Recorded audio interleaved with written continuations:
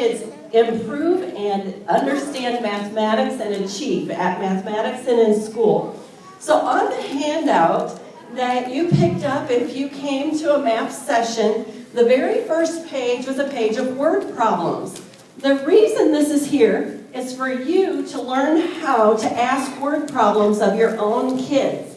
The important part of asking word problems at home is that you make it about home. So use people in your family. Put grandma's name in the word problem. Put the principal's name in the word problem. Use the kids' names in the word problem. So if you have this handout, just take one of the word problems, cross off the names Sally and John, and put down the name of somebody in your family.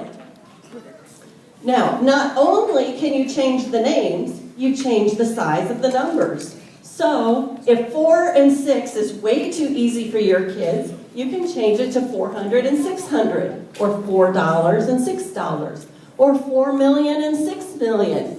Hey, when you open it up to the kids, they love to challenge you. My kids are constantly asking me, what is a Google minus 1? I'm like, oh my goodness, a Google minus 1. And so a Google is 1 with 100 zeros after it.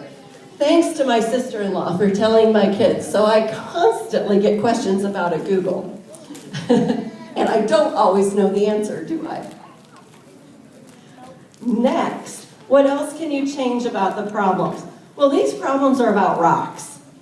Okay, so who loves rocks? First graders, a lot of first graders love rocks. But by the time they're about 5th grade, maybe they don't love rocks anymore. And we want to change this maybe to basketballs or something that they're interested in. So you make the problems relate to your home. And as you are asking your kids problems, whether you're driving in the car or you're working together in the kitchen, you're watching TV, you make up problems, make it fun, make it lighthearted, and then ask them how they got the answer. Show them how you got the answer. And it's okay if you don't always know the answer.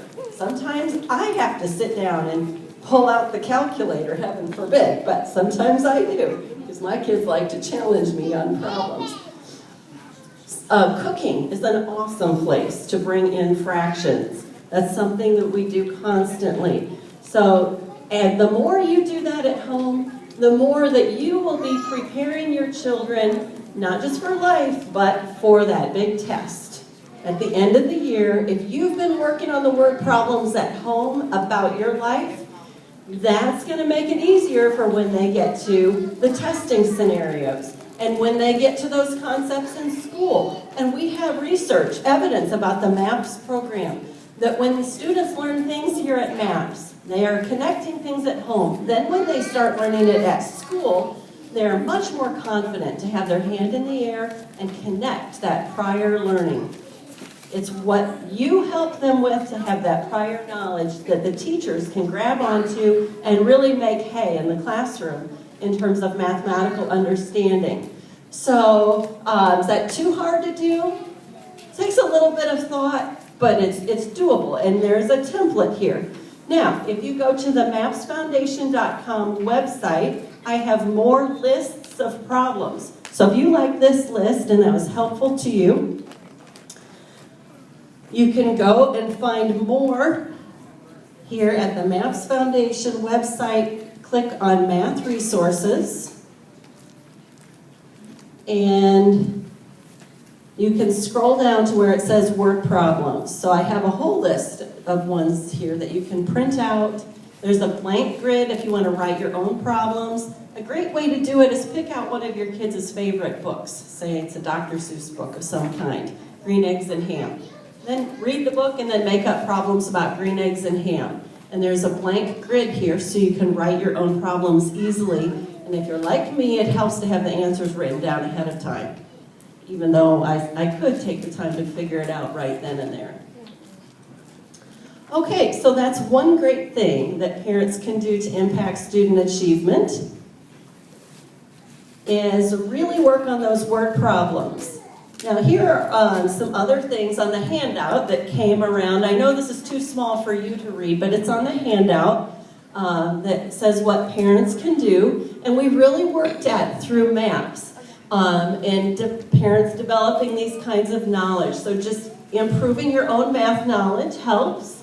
Valuing students' own strategies. It's not the same as necessarily when I was in school and you had to do it the teacher's way. Now, there's still some teachers out there doing that, but we as parents don't want to demand that they do it our way. If they are thinking mathematically, we want to applaud the thinking and the reasoning that they're doing. And sometimes their reasoning is right, but their answer is wrong. So celebrate the correct reasoning, and if they were off by 1 or 2 or they made a small mistake, just act like it's no big deal, show them what they did wrong, and go on. So that's another thing. Knowing that there's more than one way to solve, using manipulatives. So that's another handout that came around. Everybody should have gotten a packet of different shapes that your kids can take home and cut out and play with, and you can play it with them. As you're doing that, you'll be helping to improve their mathematical understanding. Why?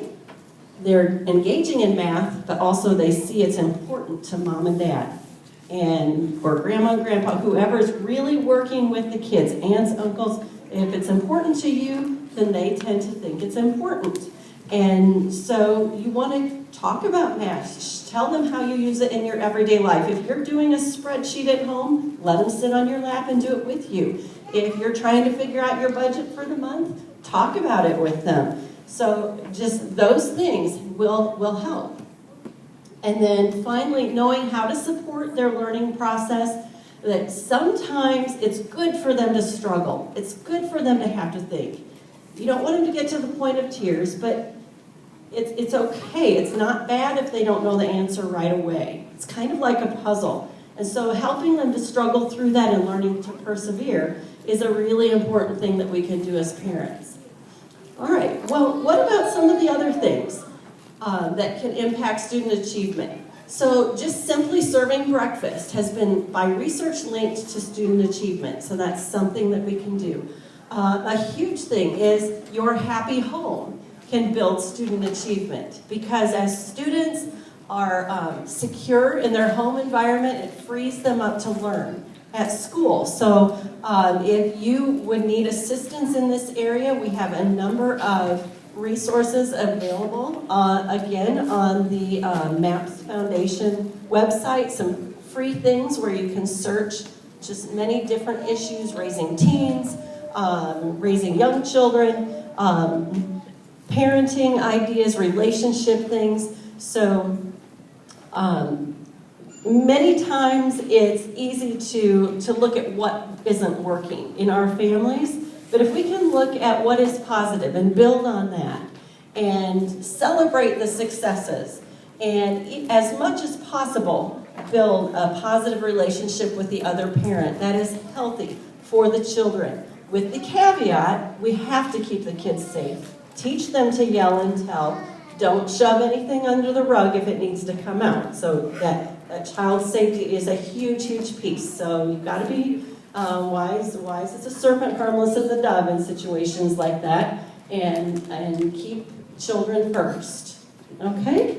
And so that is just a little bit of resources. Now back to the math resources. I wanted to show you some other things that are available to you for free. Under math resources, we have computer games that correlate to the MAPS curriculum. So if you work with color tiles, we have a color tiles activity here. So just a number of things, a lot of free hands-on activities that you can take and use. If you didn't get a chance to be here on all of the sessions, under the Coordinator's Corner section is videos of the past sessions that you can watch. Also, we have the handouts from the past sessions on the table in the back here that you can take and use. Or if you work with the tutoring center, feel free to take a stack. Or if you're a teacher, feel free to take a number of those handouts.